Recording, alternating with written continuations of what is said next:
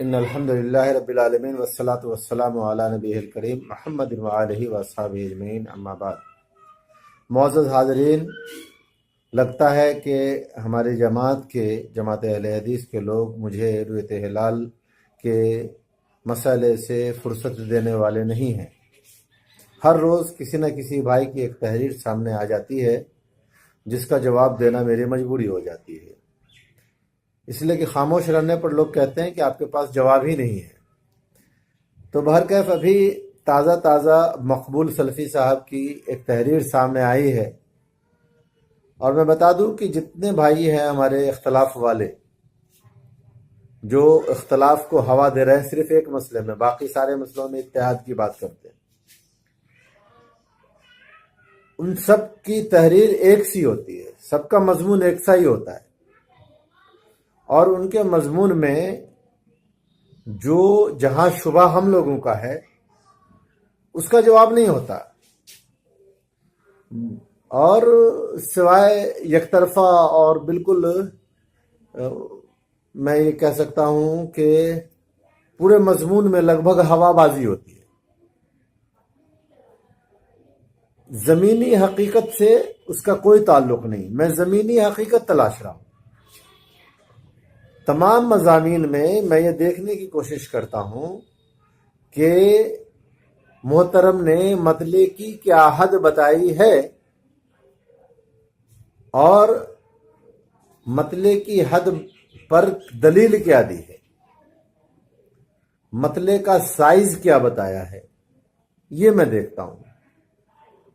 اب دیکھیے کہ جو دلیل ہوتی ہے قرآن و سنت کی، وہ برہان ہوتا ہے، روشن دلیل ہوتی ہے، واضح دلیل ہوتی ہے۔ اختلاف مطلع کے قائلین، اختلاف مطلع کے اعتبار کے قائلین، اختلاف رؤیت کے قائلین، اب دیکھیں جتنی منہ اتنی بات، بعض نے 500 کلومیٹر کہا، کسی نے 1000 کلومیٹر کہا، کسی نے 550 کلومیٹر کہا، جتنی منہ ہو اتنی بات۔ کسی نے کہا ہر ملک کی اپنی رؤیت ہے، تو ہمارا ملک سے ہندوستان تو 3000 کلومیٹر لمبا چوڑا ہے بھائی، 3000 لمبا، 3000 چوڑا، کافی لمبا چوڑا ملک ہے ہندوستان۔ تو کسی نے کہا کہ ہر ملک کی اپنی رؤیت ہے۔ شیخ کلیم اللہ عمری مدنی کی ویڈیو ہمارے پاس ہے، انہوں نے کہہ دیا کہ بھائی ہندوستان پورا ایک مطلع ہے، اور چاہے ہندوستان کے بعض علاقے میں بھی چاند نہ دکھے تب بھی وہ ایک مطلع میں شمار ہوگا، یہ شیخ کلیم اللہ عمری مدنی حفظہ اللہ نے کہا۔ اس کے بعد رضا اللہ عبدالکریم مدنی حفظہ اللہ سے ہماری بات فون پہ ہوئی، میں نے ان سے پوچھا کہ ٹھیک ہے مطلع کا سائز بتا دیجئے، تو انہوں نے کہا کہ مطلع اتنا ڈگری پہ سورج ڈوبتا ہے، یعنی پورا وہ حساب بتانے لگے۔ تو میں نے کہا کہ بھائی مختصر میں بتائیے آپ نے کیا کیلکولیٹ کیا، تو انہوں نے کہا کہ پورا ہندوستان ایک مطلع ہے۔ تو میرا یہ سوال تھا کہ کیا ٹھیک ہندوستان کے نقشے کے حساب سے اللہ تعالیٰ رمضان کو داخل کرتا ہے؟ تو پھر انہوں نے کہا یہ کیسا سوال ہے؟ تو اس طریقے سے جتنی منہ اتنی باتیں، اگر یہ اس بات کی دلیل ہے کہ اگر اختلاف مطلع کے اعتبار پر کسی کے پاس دلیل ہوتی تو سب کی باتیں الگ الگ نہیں ہوتی، ایک بات ہوتی، بس ایک بات ہوتی، لیکن سب کی رائے مختلف ہے۔ یہی اس بات کی دلیل ہے کہ مطلع کے اختلاف کے اعتبار پر مخالفین کے پاس کوئی بھی دلیل نہیں، اور نہ ہمارے ایک بھی سوال کا جواب ان کے پاس ہے، ایک بھی سوال کا جواب نہیں ہے۔ ہم یہ تلاشتے ہیں ان کے مضمون میں کہ انہوں نے مطلع کی حد کیا بتائی ہے اور اس پر دلیل کیا دی ہے۔ لے دے کے روایت قریب، لے دے کے روایت قریب، حالانکہ روایت قریب پر کیسے عمل ہوگا یہ کبھی بھی امت کو انہوں نے نہیں بتایا۔ سب سے پہلے تو روایت قریب پر ہی بات ہونی چاہیے کہ وہ روایت قابل استدلال ہے یا نہیں۔ تو پہلی فرصت میں سب سے پہلے نمبر پر یہ ہے کہ آپ علامہ شوکانی رحمۃ اللہ علیہ کو پڑھیں، ابن قدامہ ان کو پڑھیں، اور دوسرے مجتہدین محدثین کو پڑھیں۔ انہوں نے روایت قریب کے بارے میں بہت کچھ لکھا ہے، اور لکھا ہے کہ یہ روایت کئی معنوں کی متحمل روایت ہے، اس کے اندر کئی معنوں کا احتمال ہے، اور علماء اہل سنت والجماعت کا اس بات پر اتفاق ہے کہ جس روایت کے اندر کئی معنوں کا احتمال ہو اس سے استدلال درست نہیں ہوتا۔ سب سے پہلے تو روایت قریب پر استدلال ہی کرنا جائز نہیں، کرتے بھی ہے تو اس پر خود عمل نہیں کرتے۔ کسی نے کہا 550 کلومیٹر، ابھی مقبول سلفی صاحب کا ایک مضمون آیا، انہوں نے 1500 کلومیٹر کی بات کی۔ تو میرا سوال یہ ہے کہ بھئی جہاں 1500 کلومیٹر اگر پورا ہو گیا، ایک تو یہ کبھی آپ نے رویت ہلال کے مقام سے 1500 کلومیٹر ناپ کر کے لوگوں کو نہیں بتایا کہ دیکھو یہاں تک حد رمضان کی پوری ہو گئی، اب یہاں سے رمضان نہیں ہے، ایسا انہوں نے کبھی نہیں بتایا۔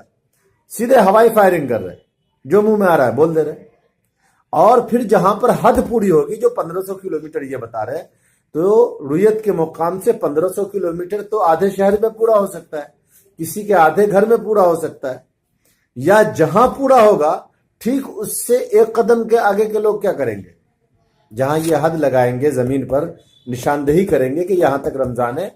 ہمارا مطالبہ رمضان کی نشاندہی، مطلب کی حد کی نشاندہی کرنا ہے زمین کے اوپر کہ یہاں تک رمضان ہے، یہاں سے نہیں ہے۔ ایسا یہ نہیں کرتے، پورے مضمون کے اندر ہوا بازی ہوتی ہے، جہاں کی رویت نہیں لی گئی وہاں کی رویت نہیں لی گئی۔ تو میرے بھائیوں، میں روایت قریب کے تعلق سے ابھی یہاں پہ بہت زیادہ بات نہیں کروں گا کہ روایت قریب میں کیا کیا چیزیں ہیں، جو مطلب کہ کیوں روایت قریب قابل استدلال نہیں ہے۔ ہم نے ان سے سوال کیا تھا مقبول صاحب سے، انہوں نے اپنے ایک پیج اسلامیات پہ اپنا مضمون پوسٹ کیا، تو میں نے سوال کی شکل میں ان سے کچھ استفسار چاہا کہ بھائی یہ چیزیں مجھے سمجھ میں نہیں، یہ آپ نے نہیں بتایا، اس کو واضح نہیں کیا، مطلب کہ حد وضاحت سے نہیں بیان فرمایا۔ تو اس کے جواب میں انہوں نے مجھے پیج پر بلاک کر دیا، میرے کامنٹ کو بلاک کر دیا، اور پھر وہ ایک طرفہ ان کی تائید میں کامنٹ سب آتے رہے اور وہ داد تحسین حاصل کرتے رہے۔ تو اس طریقے سے یہ معاملہ ہوا۔ میرا سوال یہ بنتا ہے، جس کا جواب یہ لوگ قیامت کی صبح تک نہیں دے پائیں گے، نہ مطلب کی حد طے کر کے بتا پائیں گے کہ مطلب کی حد کہاں تک ہے، نہ ایسا انہوں نے کیا ہے۔ کوئی شخص جو ہے وہ علم فلکیات کے حوالے کر رہا ہے، یعنی پوری منمانی چل رہی ہے، لوگ خود سے اپنے منمانہ ڈھنگ سے رمضان اور عید کو فکس کر رہے ہیں بلا دلیل۔ بس یہ ہم نے اپنے خود کے گمان سے یہ چیز سمجھ لیا کہ ہاں یہ رمضان یہاں تک منائی جا سکتی ہے، اس طرح سے بات کرتے ہیں جیسے کہ یہ تکمیل دین سے باہر کا معاملہ ہو۔ تو میرے بھائیوں، یہ مسئلہ نہایت میں جس کو روز بروز پیچیدہ بنایا جا رہا ہے۔ سیدھی سی بات ہے کہ آپ کے کان میں شہادت پہنچی، آپ عمل شروع کریں، جیسے قرآن کے اندر عمل کرنے کے لیے کہا گیا، روزہ رکھنے کا ٹائم بتایا گیا، ویسے عمل کریں۔ بہت سیدھی سی بات ہے کہ جب دو گواہ گواہی دے دے، نسائی کی روایت ہے کہ اللہ کے نبی صلی اللہ علیہ وسلم نے فرمایا چاند دیکھ کر روزہ رکھو، چاند دیکھ کر افطار کرو، چاند دیکھ کر حج کرو، اور اگر بادل چھا جائے تو 30 دن پورا کرو، اور اگر دو گواہ گواہی دے دے تو روزہ رکھو اور افطار کرو۔ یہ اللہ کے نبی صلی اللہ علیہ وسلم کی حدیث ہے۔ کتنی صاف اور واضح حدیث ہے کہ بدلی چھا گئی، کہیں سے خبر نہیں آئی تو 30 دن پورے کرنے ہیں۔ یا پھر یہ کہ دو گواہ گواہی دے دے تو پھر اسے تسلیم کر لینا ہے۔ اس میں نہ کوئی قید اللہ کے نبی صلی اللہ علیہ وسلم سے ثابت ہے، نبی صلی اللہ علیہ وسلم سے نہ کوئی قید ثابت ہے، نہ کوئی آپ صلی اللہ علیہ وسلم نے اس کی کوئی حد بتائی ہے۔ یہ حکم عام ہے، پوری امت کے لیے ہے۔ تو میرے بھائی، ہمارے جو سوالات ہیں اس کا جواب یہ لوگ نہیں دے پاتے، اور مجھے امید ہے کیونکہ ان کے پاس دلیل نہیں ہے، قیامت کی صبح تک ہمارے سوالات کے جواب نہیں دے سکتے۔ یہ لوگ صرف سوال کرتے، اگر صرف ہمارے ایک سوال کا جواب دے دیں تو ان کی گردن پھنس جاتی ہے، یہ ان کے دوسرے سوال بنیں گے ہی نہیں۔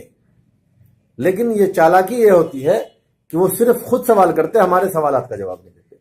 جیسے سب سے پہلا سوال ہے میرا کہ اگر کسی شخص نے چاند نہیں دیکھا تو وہ شہادت قبول کرے گا یا نہیں؟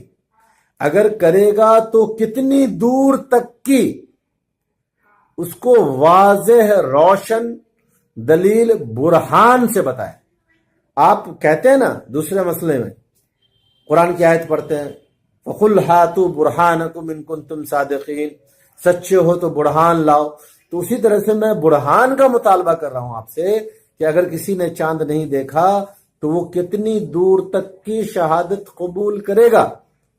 اس کو واضح روشن دلیل برہان سے اس کا جواب دیں، کسی کا قول نہ پیش کریں، کسی علم فلکیات کی طرف نہ دوڑائیں، کیونکہ پہلے قرآن و حدیث پھر کسی علم کا نمبر آئے گا۔